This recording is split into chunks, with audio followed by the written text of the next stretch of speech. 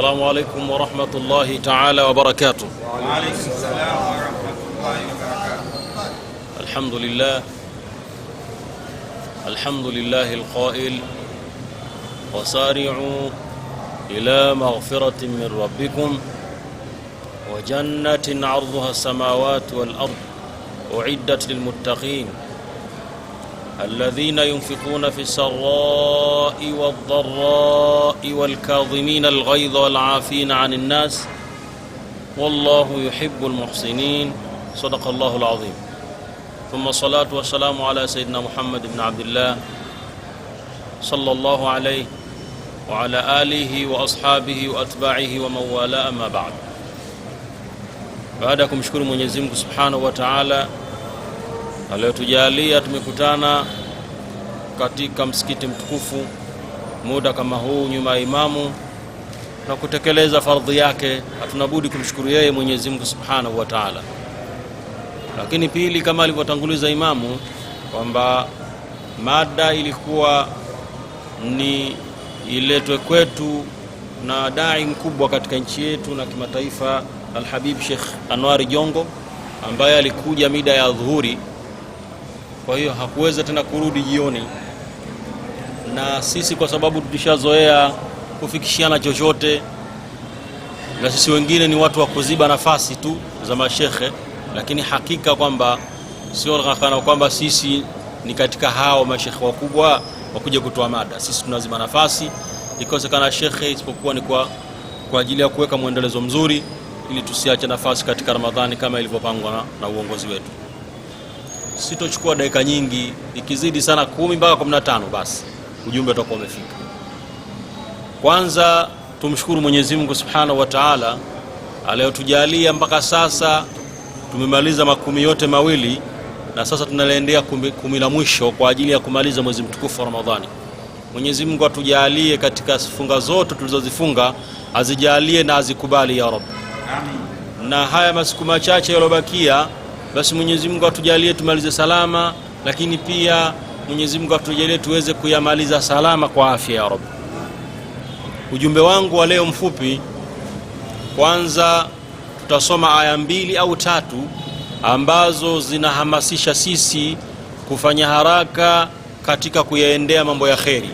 Bwana Mtume sallallahu alaihi wasallam ilikuwa ikifika idha dakhala, ikiingia 10 la mwisho la Ramadhani, jambo la kwanza ahya laila, alikuwa akihuisha usiku wake, wa aiqadha ahla wa shadda mizara, au kama qala sallallahu alaihi wasallam. Jambo la kwanza Mtume alikuwa ahya lailahu, alikihuisha usiku wake. Maana yake nini? Mtume alikuwa halali usiku wa siku 10 hizi, Mtume alikuwa anahuisha, bimaana yuko macho muda wote, na hayuko macho kukaa tu, isipokuwa alikuwa anahuisha kwa kufanya ibada mbalimbali. Je, mimi na wewe 10 hili tumeduriki, je tunauhuisha usiku au ndo yale yale? Jambo la pili, alikiwaamsha wakeze au familia yake Mtume SAW usiku wafanye ibada.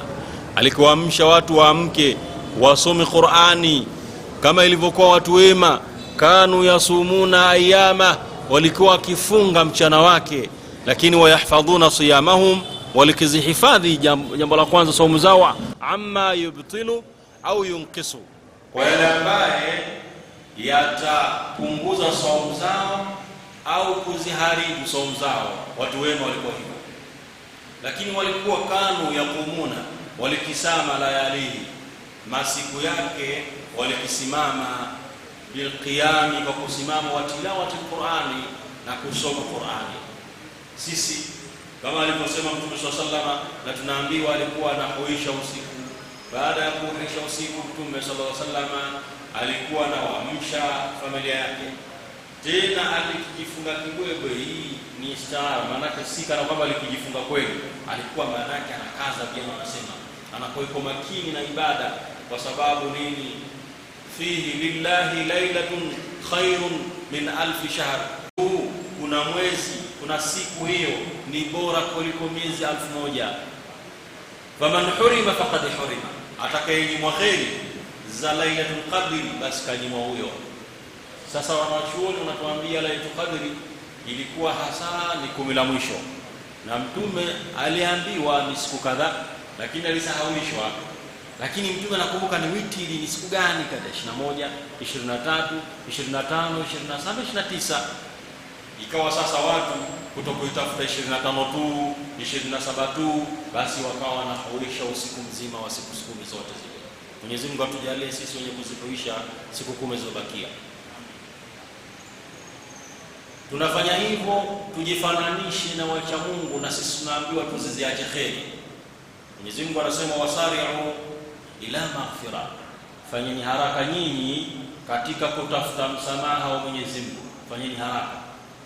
Sisi maisha yote tuliyoishi katika miezi 11, mengi tumemfanyia Mungu, mengi tumemkosea Mungu, tunayajua, tusiyajua, ya dhahiri, ya batin, wote tumekosea kwa Mwenyezi Mungu. Sasa Mungu anatuambia wasari'u, nafanyeni haraka nyinyi ila maghfira, kuendea msamaha. Na sisi tumeona awwala rahma, kundi la kwanza rahma, lakini awsatu wa maghfira, msamaha kundi la pili. Sasa tunakuja katika itfu na nar. Tena sio msamaha tu, wasari'u ila maghfiratin min rabbikum wa janna, nafanyeni haraka jamani kuitafuta pepo ya Mungu. Pepo ya Mungu haipatikani Kiswahili cha kirahisi rahisi tu. Pepo ya Mungu inahitaji maandalizi. Pepo ya Mwenyezi Mungu inahitaji watu kujitoa. Kuna watu walifanya kheri katika zama za Mtume sallallahu alaihi wasallam, Uislamu na hivyo unaingia mpya. Kuna watu walitoa mali zao, kuna watu walitoa nafsi zao, kuna watu walitoa mpaka nafsi zao, walikufa kwa ajili ya Uislamu. Hao je, jilinganishe na wewe, kitu gani ambacho kinakufanya wewe hata ukifa leo basi pepo ya Mwenyezi Mungu iwe milango wazi? Fanya haraka, wasari'u ila maghfiratin min rabbikum wa janna. Mwenyezi Mungu kaelezea sifa arduha samawati wal ardh, upepo wa mbingu, upepo wa pepo, upana wa pepo ni kati ya mbingu na ardhi. Lakini mwisho akasema uiddat lilmuttaqin, hiyo wameandaliwa wacha Mungu. Wacha Mungu ndio wameandaliwa pepo. Man humul muttaqun, ni kina nani wacha Mungu? Na kwanza ucha Mungu ni nini? Suila Ali karramallahu wajha, aliulizwa Sayyidina Ali ani taqwa. Katika maimamu wakubwa wanne, Imamu Ali aliulizwa ucha Mungu ni nini? Sayyidina Ali akasema jambo la kwanza ucha Mungu, alkhawfu min aljalil, ni kumwogopa Mwenyezi Mungu. Mtu hawi mcha Mungu kama hamuogopi Mungu. Huwezi kuwa mcha Mungu kama unafanya maasi, huogopi Mungu, unafanya vitu pasi na mipaka. Huwezi kuwa mcha Mungu. Kwanza alkhawfu min aljalil, wa muogope Mwenyezi Mungu. Lakini wal amalu bitanzil, na ifanyie kazi Qur'ani. Qur'an nakwambia aqimu sala, swali wewe, watu zakat, wa sadaka. Qur'an nakwambia acha kunywa pombe, Qur'an nakwambia acha kufanya kadha, acha kusengenya, acha kufanya nini, mambo ambayo yatakufanyia kadha, kuifanyia kazi Qur'ani. Qur'ani imesema basi imeshakata. Lakini akasema waridha bil qalil, na mtu kutosheka na alichojaliwa na Mwenyezi Mungu, kingi kichache ashukuru. Bila kuwa na shukrani kwa Mwenyezi Mungu ataiba mtu cha mtu, atamnyang'anya mtu kwa subira. Mungu kakujalia wewe, basi wewe ridhika nacho.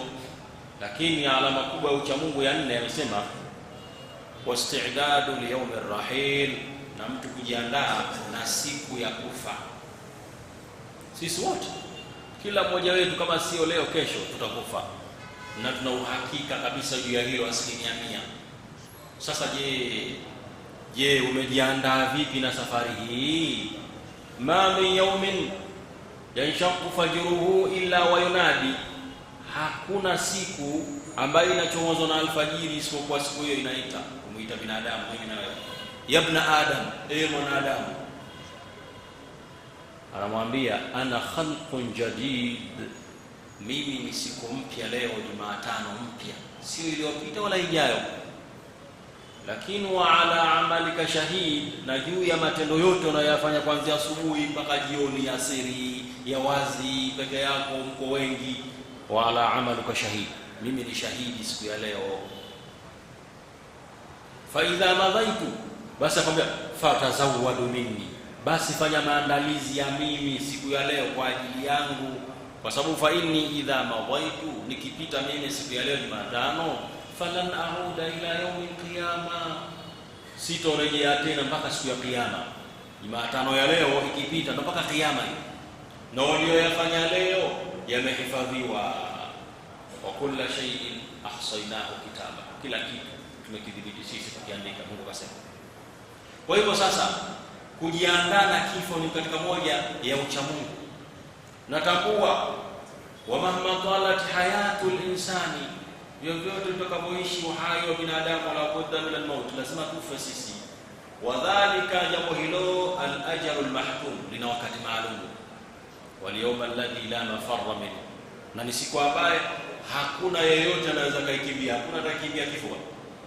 Kifo kinakuzonga, utakufa unaumwa, utakufa mzima, utakufa unatembea, utakufa umelala. Bali wamesema wanachuoni, waman lam yamut bisayfin mata lighairihi, asiyekufa kwa upanga katika vita basi atakufa kwa sababu nyingine. Kwa sababu gani? Ta'addadatil asbabu wal maut wahidi, sababu za kifo zenyewe zimejaa tele, sababu za kifo ni nyingi, lakini kifo ndo kile kile. Utakufa kwa ajali, Mungu atuepushe na dhaya. Utakufa kwa kuugua, utakufa kwa nini? Wal maut wahid, na kifo ndo hicho hicho. Kwa hiyo tia akili, lazima ujue ipo siku, kama sio jana, sio leo, sio kesho, sio lini, wewe utaingia katika tumbo la ardhi. Na sisi wote tulioko katika ardhi hii tunahesabu muda. Jiangalie muda wako ukoje. Je, unafanya khairi? Je, unamcha Mwenyezi Mungu au unafanya maasi? Je, wewe leo umefanya nini tangu asubuhi mpaka sasa? Je, jana na leo ni sawa sawa au jana afadhali kuliko leo? Yoyote ambaye jana yake ni afadhali kuliko leo katoka rehema ya Mungu. Ndakasema wale wanachuoni, anasema man istawa yaumahu, yule ambaye zimefanana siku mbili, jana na leo, hajaongeza chochote. Jana ndio 50 na leo vile vile, fa huwa madhlum. Man istawa yaumahu, zikifanana siku mbili, fa huwa madhlum, huyu kajidhulumu sana. Leo jana kasoma aya 10 na leo 10. Akasema man naqasa bi yawmihi fa huwa mal'un, na yeyote ambaye jana yake ni bora kuliko leo balaniwa. Maana yake kashaanza kutoka rehema za Mungu, huruma za Mungu waziko. Maana yake ni tujipinde katika masiku yaliyobakia. Ucha Mungu, mtu kujiandaa na kifo. Sayyidina Ali anaeleza istidadu li yawm ar-rahim, na mtu mwenye akili zaidi ni yule mwenye kujiandaa na safari. Bwana aliulizwa yule kijana kumuuliza Mtume sallallahu alaihi wasallam, alimuuliza maswali mawili.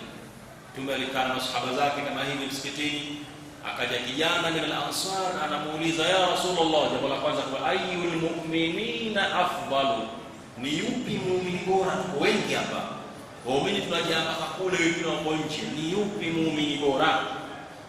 Akasema muumini bora ni yule ambaye ahasinuhum akhlaqa, ni mwenye tabia nzuri zaidi, ndio bora huyo. Sio mwenye elimu nyingi, wala sio mwenye mali nyingi, wala sio mwenye nasabu nyingi. Aliyo bora ni mwenye nini? Mwenye tabia njema. Jichunguze. Je, mimi katika mazingira ninaishi na watu, jamani, niko sawa sawa nini? Watu wema walikuwa wanajichunguza, jamani, bwana niambie bwana makosa gani? Wanauliza, wewe niambie bwana, unipendi kama hujaniambia makosa yangu. Watu walikuwa wamefikia namna hiyo. Lakini leo watu wanagombana, Waislamu kwa Waislamu, watu hawapendani, Waislamu kwa Waislamu, wanadhulumiana, wanafanya kadha. La haula. Mbona katika waumini ni mwenye tabia bora zaidi. Kisha kanyamaza kidogo, akamuuliza tena Mtume sallallahu alaihi wasallam, haya, huyo ni katika wenye waumini bora. Ayyul mu'minina akyasu, swali la pili, ni yupi muumini mwenye akili mwerevu? Ni yupi? Bwana Mtume akasema ni yule ambaye aktharuhum lilmauti dhikra, aktharuhum lilmauti dhikra.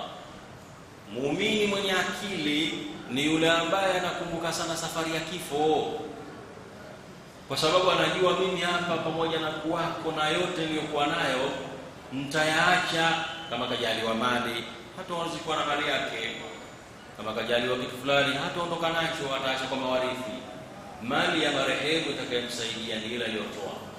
Ndio maana tunaambiwa jamani, toeni sadaka, ipo siku tutajutia.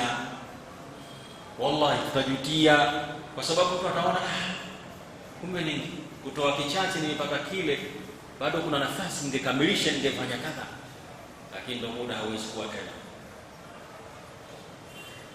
Mwenye akili ni mwenye kukumbuka sana katika wao kifo, lakini kukumbuka tu kifo la wa'idu lahu qabla an yunzala bi, na kafanya maandalizi kabla yeye mwenyewe hakijamfika kifo.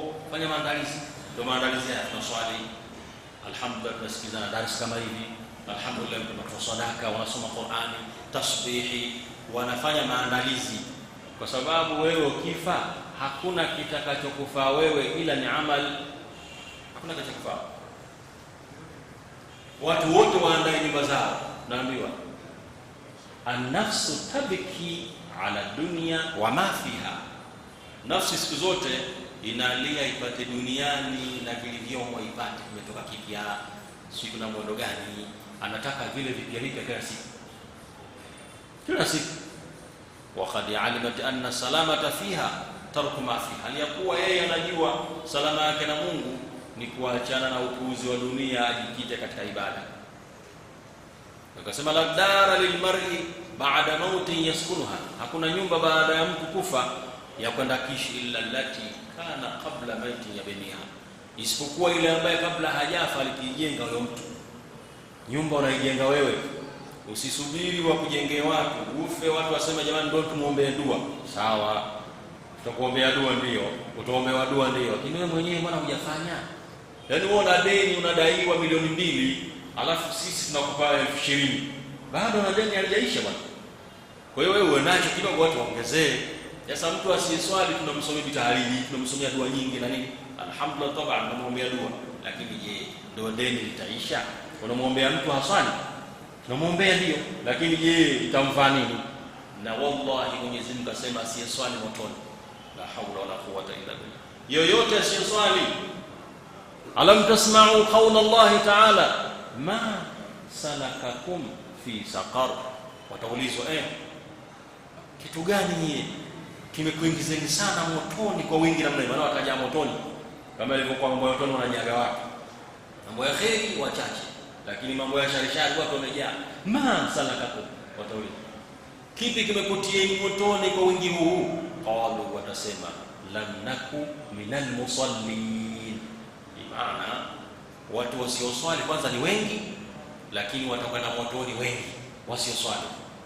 Tulikuwa sisi hatuswali. Sasa mimi na wewe, una mdogo, una mtoto wako, una mkeo, una mwanao, una jirani yako, kama haswali mkumbushe ukiwa hai, mkumbushe. Kama ukiwa unampenda basi mkumbushe kweli, usimwache kwa swali wewe tu, usimwache. Masalaka kumfi saqat, watasema qalu lam nakum minal musallin, hatukuwa sisi ni wenye kuswali, wala nakum nut'imul miskin, na wala hatukuwa tunalisha sisi miskini. Mwezi wa Ramadhani kama huu, basi mwenye nacho ache kumwangalia maskini, akimwona mtu basi msaidie kama ana uwezo, isipokuwa siku anajuta. Kwa hiyo dalili za ucha Mungu katika zile 4 ni kufanya maandalizi ya kifo. Ndio Mungu anasema uiddat lilmuttaqin, pepo hiyo imeandaliwa wacha Mungu. Man humul muttaqun, ni kina nani wacha Mungu? Baada ya kuangalia ucha Mungu ni nini? Almuttaquna, Mwenyezi Mungu mwenyewe akasema alladhina, ameanza na sifa hapo, alladhina yunfiquna fi sarra wadh-dharra walkadhimina alghayza wal'afina 'anil nas. Anasema wacha Mungu ni wale ambao yunfikuna, wanatoa mali zao. Jipime, una chochote katika mfuko wako? Je, toka asubuhi umetoa? Jana ulitoa? Juzi ulitoa? Isije kama wewe unapokea Mungu anakuruzuku lakini hutoi, ucha Mungu bado. Mcha Mungu wa kweli kwanza sifa ya kutoa, alladhina yunfikun, anatoa. Fi sarra, akiwa na wasaa, mambo yake yako mazuri anatoa. Lakini wadharra, hata kidhikishwa mambo yake kidogo haendi sawa sawa, basi mtu huyu vile vile anatoa. Isije kawa mtu akibaa bwana mimi bwana shinda bwana mambo yangu yaende vizuri. Mwenyezi Mungu amekuonja, amekupa mtihani, basi toa hata kwa kiasi itakavyokuwa. Kama ulikuwa unatoa zaidi, basi kwa sababu umenyongeshwa, basi punguza, usiache kutoa. Wanatoa katika sarra wa dharra. Lakini wacha Mungu wengine, walkadhimina alghaidha, wanajizuilia na hasira. Mcha Mungu hakasiriki kama mnyama. Mcha Mungu hakasiriki kama mtu yote wa mtaani tu, la. Walkadhimina alghaidha, anajizuilia na hasira, kwa sababu hasira ni shetani. Unaweza ukaja ukafanya jambo kupitia hasira yako likakujutia maisha. Unaweza kumtukana mtu tusibaya, ukashindwa, pengine baba yako, baba mkwe, ndugu yako, shekhe wako, rafiki yako, ukamfanyia kitu ambacho kwa hasira tu umeshindwa kufikiria. La haula. Kwa hasira ndio maana naambiwa hata ukiwa na hasira usifanye hukumu. Katika uwanja wa hukumu, mahakimu, makadhi, akiwa na hasira lazima atulize akili, kwa sababu hawezi kutoa hukumu akiwa na hasira. Hasira ni kitu kibaya. Hasira zimepelekea watu kujuta. Mtu amempiga mtu kamuua, bahati mbaya pengine mtu siku zake zilishafika, wewe unamgusa kwa hasira tu na kidogo kashakufa. Inna lillahi. Utawaeleza nini watu? Maisha majela. Kumbe ilikuwa ni mtu mwenyewe mgonjwa. Hasira imemfanya mtu kafanya jambo ambalo atajutia. Kwa hiyo wacha Mungu anajizuilia. Na tumefundishwa na Mtume sallallahu alaihi wasallam, ikiwa na hasira basi mtu akiwa amesimama akae chini. Maana ukiwa umekaa usije ukaharakia hapo shampiga mtu kwa kaa chini. Ni katika aina ya kujidhibiti. Lakini naona bado, basi Mtume akwambia basi lala hata chini. Ukiona bado basi katie udhu, kwa sababu shetani yajri min bani adam majri dami. Katika mishipa hii shetani anapita, katawadha ukoze moto ule. Lakini pia tukaambiwa na Mtume sallallahu alaihi wasallam, mtu mwenye nguvu si yule mwenye kupigana na watu kwa mshanamieleka, la.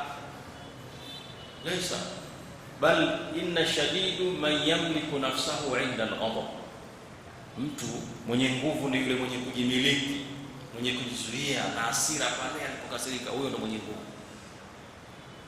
Miongoni mwa dalili za wacha Mungu, walkadhimina alghaidha, wanajizuilia na hasira. Lakini wacha Mungu tena, walafina anin nas, wanasamehe watu pale walipokoseana. Watu wengi tunaishi na vinyongo, na miongoni mwa vitu ambavyo tutatoa katika ucha Mungu ni vinyongo katika vifua. Vifua vimejaa kutu. Watu Waislamu wanaswali lakini vifua vimejaa. Siku moja Mtume amekaa na sahaba, akaingia sahaba, Mtume sallallahu alaihi wasallam akasema, atakayekuja sasa ni mtu wa peponi. Sasa watu wakakaa, nani? Mara akaingia sahaba.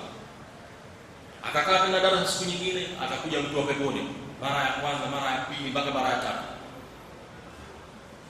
Kuna bwana mmoja akasema, huyu ngoja nimfuate huyu kwake. Inawezekana kuna kitu anakifanya sisi hatuwezi kukifanya, lakini mpaka niende kwake nikajifunze. Akamwambia sahaba, mimi mgeni wako leo siku 3 kwako, karibu bwana. Na watu wa zamani wema walikuwa hivyo, anamkaribisha, njoo kwako kajifunze vitu fulani. Anachukua mpaka familia, bwana familia fulani wanaswali, watoto wake, mkewe, wote wanaswali. Basi familia yake na yumba mkewe bwana anatokea huku, mwanae mara hivi. Anamwambia bwana, samahani bwana, mimi nitakuja kwako napiga kambi wiki nzima, karibu na familia. Lengo nini? Wachanganyike pale. Basi muda wa swala, Allahu Akbar, watoto wake na wake kuswala, mke wake na huyo swala. Ndani ya wiki nzima wanafanya qiyamul layli na nini, mpaka inafika wiki washajifunza, bwana nashukuru, anaondoka. Naona tulikwenda kule wakufanya na nyinyi ndo hapa. Watu wema walikuwa hivyo.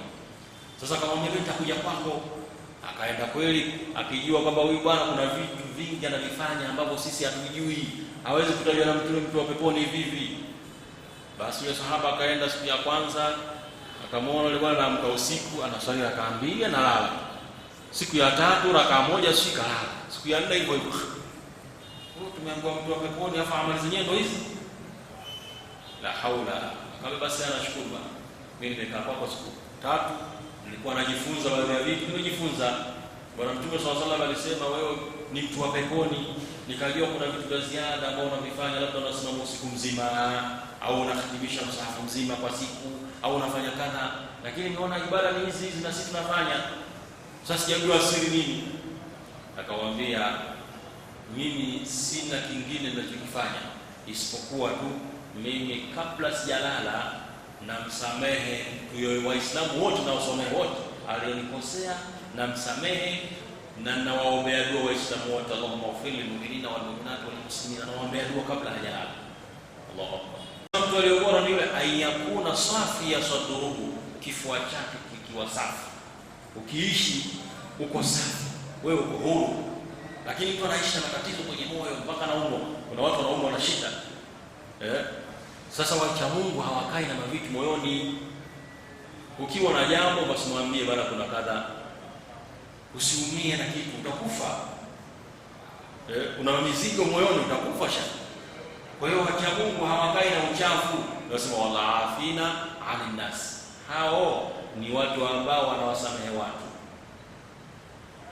Sio mmegombana na mtu bwana mpaka khiana, wewe kifo usije na wewe usije. Huo sio Uislamu. Mtume sallallahu alaihi wasallam akamwambia, la tuhajiru akhaka fawqa thalath, usimuhame ndugu yako zaidi ya siku ngapi? Siku 3. Umegombana naye kama binadamu, mmepishana, basi zisikite siku 3 hamsalimiani, hamfanyi nini. Mtume akasema aliyokuwa mbora ni yule atakayeanza kwa mwenzake kumsalimia, ndio bora. Lakini watu wasalimiane, na mtu akifa hawajasameheana, akitangulia amali zake hapewi mpaka aje na mwenzake kwanza wakahukumiwa kwa Mungu. Yaani ni bashara wewe. Wewe umekufa na gombana fulani, haulipi yako kwanza mpaka kwanza na yule afe miaka mingapi? Wewe unakaa muallaq na uko peponi wala motoni? Upo. Ama ni upewe kwa sababu umegombana watu. Magomvi ni jambo baya sana. Jambo baya sana. Na Waislamu wameelekezwa, wa in ta'ifatani minal mu'minina ikhtatalu, wakigombana kundi mawili, watu wawili, fa aslihu bainahuma, fanyeni sulhu mapema. Fa in baghat ihdahuma 'ala al-ukhra, ikiwa kuna kundi moja halitaki au mtu mmoja hataki, basi nyinyi mliokusanyika kuwapatanisha, unganeni na huyu anataka sulhu, kumpiga vita huyu, hata tafia ila amri Allah, mpaka arudi bwana. Leo tunagombana na ovyo. Sasa wacha Mungu, jambo la kwanza wanazuiana hasira, alafu walaafina 'anil nas, wanasamehe watu kwa makosa. Wallahu, na Mwenyezi Mungu anasema yuhibbul muhsinin, Mwenyezi Mungu huwapenda wenye kufanya mambo kwa uzuri. Wallahu yuhibbu almuhsinin, Mwenyezi Mungu huwapenda wenye kufanya majambo kwa uzuri. Mambo mengi tunayafanya sisi, hata katika swala Mwenyezi Mungu anapenda mtu akiswali aswali vizuri.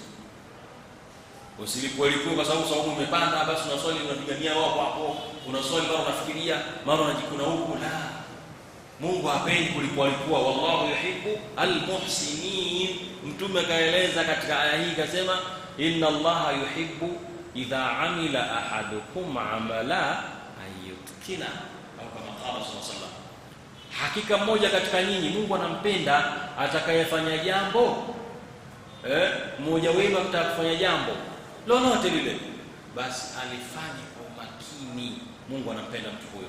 Mungu hapendi kulikuwa wewe fundi wa kujenga majumba, umepewa tenda na mtu, nijengee jumba langu, nijengee kibanda, basi kwa kuwa mwenyewe yuko kule huoni unalipua, siku ya kesho nyumba inapiga kreki, umelipua.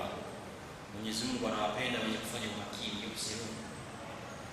Basi hata katika familia kuna watoto wako na mkeo, basi walee katika malezi yaliyokuwa mazuri.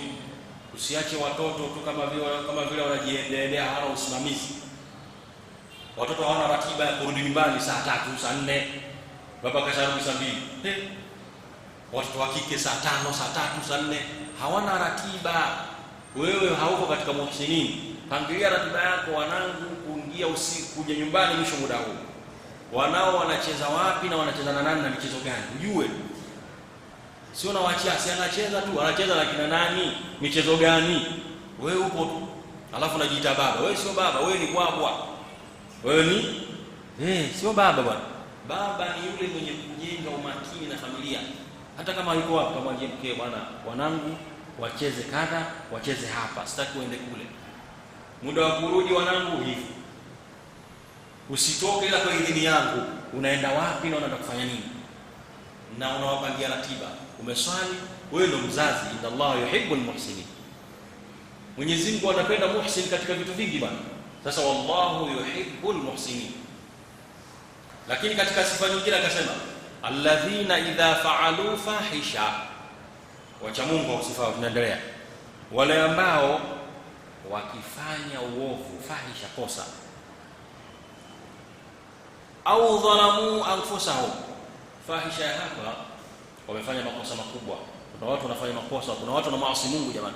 Kuna mtu anafanya kosa kubwa mpaka hata hajui kutubia kwake itakuwaje. Haya, wamefanya, umempa mtu sumu kafa, hanaambie toba yake ikoje? La haula wala quwwata. Umeua nafsi. Si wapo wanaua watu kwa bwana, anatia sumu mtu anakufa. Wallahi wa billahi, Mwenyezi Mungu anasema wa man qatala nafsan, mwenye kuwa nafsi kwa kuidhulumu, fakaannama qatala an-nasa jami'an, ni kana kwamba ameua dunia nzima. Yani dunia nzima wao wamewaua kwa dhambi zake mtu huyo, kuonyesha kwamba Mungu anataka nafsi zake zilindwe. Yani Mungu hapendi watu wauane, Mungu hapendi nafsi zidhurike. Na hata kitokea umefunga unataka kufa, wewe unakula, sije kwa shida, wewe kula, wewe kula. Mtu kafunga bwana atakufa kabisa bwana, kula bwana. Mungu anaangalia uhai zaidi, nafsi. Lakini leo watu wanakuana kama kuku. Mtu kazini, sio kazi kufanya kazini, akafanya zina, miongoni mwa madhambi makubwa, madhambi ambayo katika zama hizi zimeenea, inaonekana si chochote. Bwana Mtume sallallahu alaihi wasallam katika mafundisho yake anatuambia ma a'zamu dhanb, hakuna dhambi kubwa baada shirki, baada ya kumshirikisha Mungu, dhambi ya kwanza, kulikoni dhambi ambayo mtu wadhaa, kuweka mbegu zake fi rahmin la yahillu la, katika ufuko, kwa maana kuingilia mwanamke asiyokuwa halali yake, dhambi kubwa baada ya shirki. Lakini leo watu wanazini kabisa, hawana wasiwasi. Na katika maswali Mtume alisema mkiendekeza haya mtapata mabalaa. Tunasema khamsu khisal, mambo matano katika moja hilo. Khamsu khisal, mambo matano, idha tulitum bihin, mkionjwa nayo. Mtume akasema wa a'udhu billahi min an tudrikuhun, na muomba Mwenyezi Mungu aniondoe kabla ya mambo hayo, niepushe mbali na hayo. Walam tadhhiru alfahisha, hautodhihiri uchafu wa zina, watu wanaziniana ovyo, hata yu'linu biha, mpaka ikawa sasa waziwazi watu wanaziniana mitaani, wapi wanajiuza ovyo. Mtume akasema illa fashafihi muta'u, Mwenyezi Mungu atakuleteni mabalaa hayo mpaka riziki mnazitafuta kila siku mtu anatafuta riziki anataka, lakini hamna chochote, hakuna baraka. Na bahati mbaya wakeneaji hamna. Hebu jiulize katika khutba au katika mawaidha, lini ulisikia yanazungumzwa zina? Jamani, zina nadra, kana kwamba watu haoni, hayasemwi. Lakini miongoni mwa dhambi kubwa ni zina. Kuna watu wamezini mpaka wana shahada, a'udhu billah. Kuna mtu kazaa nje ya ndoa, ana mtoto nje ya ndoa, ndio shahada hiyo. Haya, umezaa nje ya ndoa shekhe, huyu mtoto utafanyaje? Toba yako ikoje? Kuna vitu vingine unajitafutia matatizo, utatubia sawa, huyu yupo, utafanyaje huyu? Na huyu hana haki. Mwana haramu hawezi kurithi, mwana haramu huwezi kumrithi, bali wanachuoni wameenda mbali, huyu hata kutuswalisha sisi makruh, yaani kutuswalisha sisi ni makruh. Na Mtume sallallahu alaihi wasallam katika baadhi ya majeneza wana haramu alikuwa hataki, ilikuwa watu hao mwenye deni. Mtume akasema jamani, mtu ana deni, wewe mswalie ndugu yenu mwenye deni, hamswali. Na ukiswaliwa na Mtume Muhammad peponi, umeswaliwa na Mtume peponi shekhi. Lakini mwenye deni Mtume anakunywa, wana haramu Mtume anakunywa. Lakini leo ni za gani mtaani hapo? Zina. Mtume akasema haitodhihiri hiyo isipokuwa watu watapata matatizo, na ndio tulipofikia hapa. Watu wana maradhi yaeleweki, kila ikija mvua shida, ikipiga jua limepiga kweli. Ni muhimu tunaonja joto, moja ya joto ambalo Mwenyezi Mungu anatuonyesha. Kwa hiyo alladhina idha fa'alu fahisha, wakifanya madhambi kama hayo bado wako hai, wasikate tamaa. Na mtu asije akasema bwana, mimi ndo na watu wazina watatu wawili, shehe nifanyeje? Usikate tamaa shehe, wewe tubia kwa Mwenyezi Mungu, na Mungu anasema yakbalu taubata ma lam yughargir. Mtume anapokea Mwenyezi Mungu, mtume anasema Mwenyezi Mungu anapokea dua, maombi ya mtu maadamu hajafa bado, hata kama roho iko hapa hajafa, akisema wewe nisamehe, kweli anasamehewa. Alladhina idha fa'alu fahisha, wale ambao wakifanya mambo machafu au dhalamu au madogo madogo, anatizama sehemu sio, kusikia, kuzungumza, dhalamu anfusa, dhulma hiyo, wamejidhulumu wenyewe. Baada ya kumaliza kufanya yale, jambo la kwanza dhakarullah, wanamkumbuka Mwenyezi Mungu. Mimi nimefanya kadha, nimefanya kitu gani mimi, nimefanya kadha, wanamkumbuka Mwenyezi Mungu. Walipomkumbuka Mwenyezi Mungu, jambo la kwanza fastaghfaru lidhunubihim, wakamtaka msamaha Mwenyezi Mungu. Ya Rabbi, mimi nimefanya kadha, Mwenyezi Mungu najua nimefanya kadha. Fastaghfaru lidhunubihim, wakataka msamaha kwa Mwenyezi Mungu. Lakini baada ya kutaka msamaha, walam yusiru ala ma fa'alu, hawakuendelea tena kuyafanya hayo waliomba msamaha kwayo. Sasa Mungu, Mungu nisamehe, mimi sitofanya kadha, alafu baadaye tena narudia tena. Hakuna toba ya namna hiyo. Walam yusiru, hawakuwa ni wenye kuendelea kufanya hayo, ala ma fa'alu wa hum ya'lamun, alikuwa wanajua. Bimaana ya kwamba mtu asifanye kosa, anajua jamani, usifanye dhambi, unajua nitatubia kwa Mungu bwana, na kesho nitafanya, nitatubia. Unafanya makosa hali ya kuwa unajua unafanya kosa, unajua wewe unamjaribu Mwenyezi Mungu. Bwana chuoni anakuambia mwenye kufanya kosa hali ya kuwa anajua hili ni kosa, basi hata akileta toba yake ikubaliwe. Miongoni mwa makosa makubwa ni mtu kuacha swala. Mtu ameacha swala ndani ya wakati, sio kuacha kutokuswali. Mimi nitaswali baadaye bwana, alasiri nitaswali baadaye bwana, anaendelea shughuli zake mpaka alasiri inatoka, inakuja magharibi.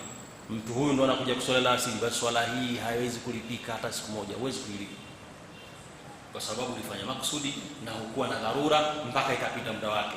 Huwezi kuilipa swala hii moja, huwezi kuilipa. Kama ambavyo Ramadhani, yoyote atakayefungulia Ramadhani hii akaifungulia kwa makusudi, bwana mimi nitafungulia, nimechoka bwana, ngoja nile siku nyingine, hawezi kuilipa ila kiasi sawa. Saumu mtu anafungulia kwa matatizo magumu, ndo anaruhusiwa na sheria, sio kila mtu kujitakia.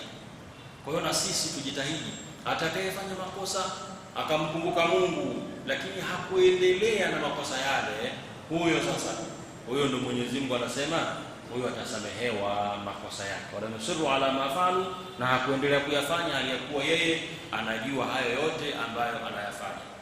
Mwisho kwa mada yetu fupi ya leo, na lengo sio kuzungumza sana, lengo ni kufikisha ujumbe. Na kama tulivyosema, sasa hivi ni muda wa watu wengine wanarudi majumbani na saumu tena ishapanda. Kwa hiyo ni vizuri ukazungumza dakika 5-10 kama kutoa ujumbe, na sisi tulikuwa tunaziba nafasi za mashehe kwa kuendeleza mwendelezo wa darasa zetu za hapa msikitini. Mwisho ni kuhusieni, tujitahidi sana kuitafuta Lailatul Qadr. Lailatul Qadr tuitafute jamani.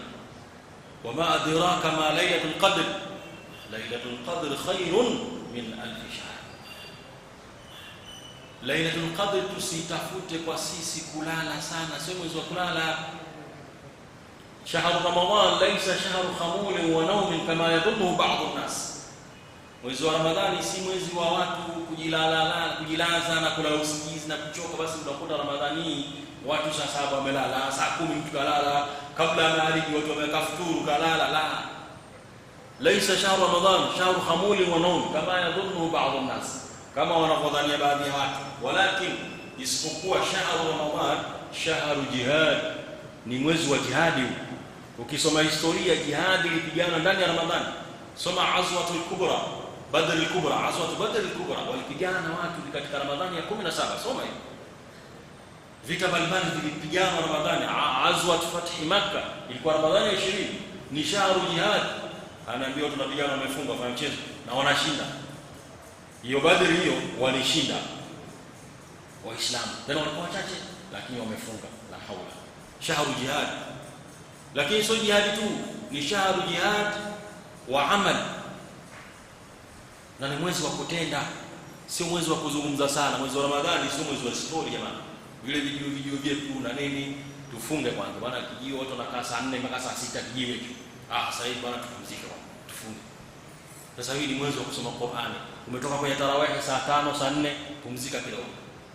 Basi usiku endelea na qiyamul layl mpaka kadhaa utakapojaliwa. Dhikri, watu wamtaje sana Mwenyezi Mungu. Adhikr, ala bi dhikrillahi tatma'innul qulub. Katika kumtaja Mungu kunatuliza moyo bwana, moyo unakuwa uko vizuri, unakuwa safi. Tumtaje sana Mwenyezi Mungu katika masiku yaliyobakia Ramadhani, kwa sababu hatujui Ramadhani ijayo tutakutana nayo. Wengi tunawajua na tusiowajua Ramadhani tulifunga nao pamoja, lakini hawako ndugu zetu, jirani zetu, hatukuwa nao. Sasa wewe nani unajua? Hakuna asiyejua, hakuna anayejua siku yake. Inawezekana ndo Ramadhani ya mwisho, lakini umeipata vizuri, ukapata Lailatul Qadr. Mwenyezi Mungu anasema Lailatul Qadr ni miezi alfu, ni sawa sawa miaka 83 na kitu. Unalipwa thawabu za miaka 83. La haula. Sasa tusifanye maskhara, tusilale ovyo. Tarawih watu wanakimbia sasa hivi, misikiti mbaki nusu safu.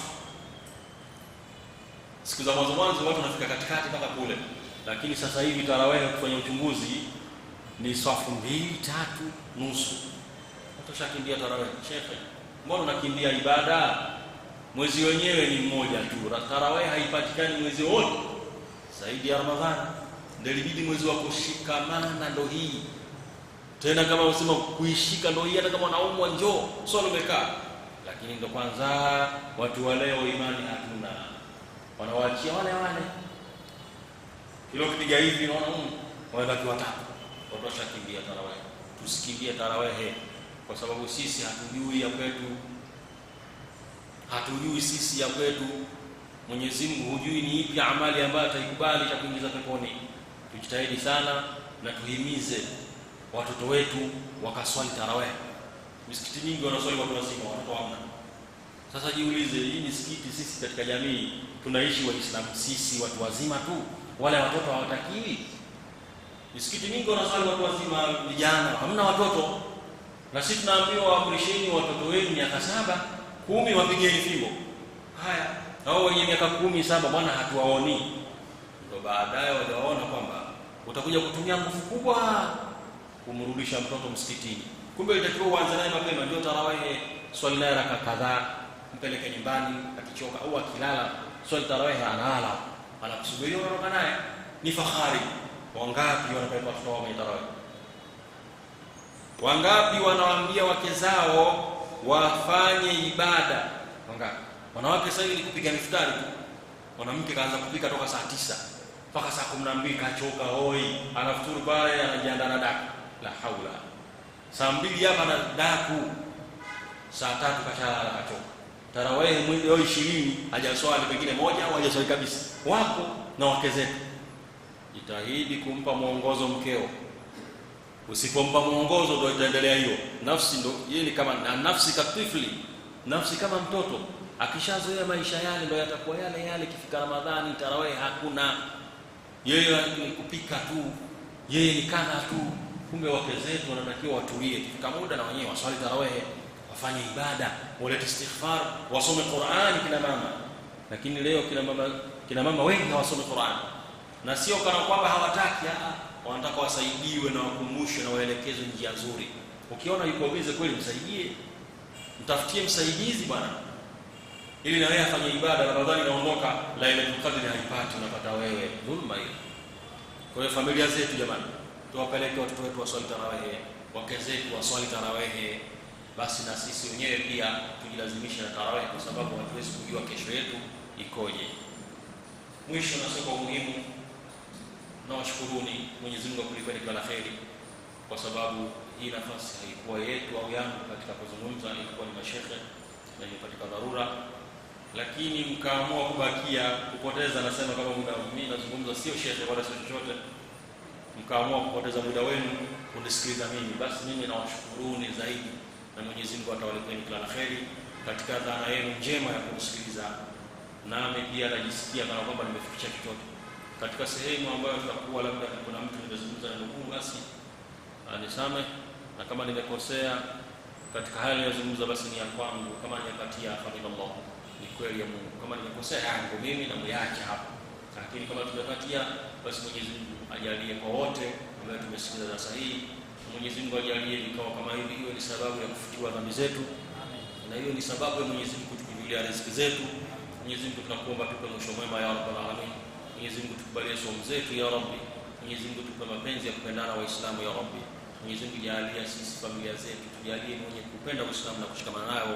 Hadha wa sallallahu ala sayyidina Muhammad. Wassalamu alaykum wa rahmatullahi ta'ala wa barakatuh.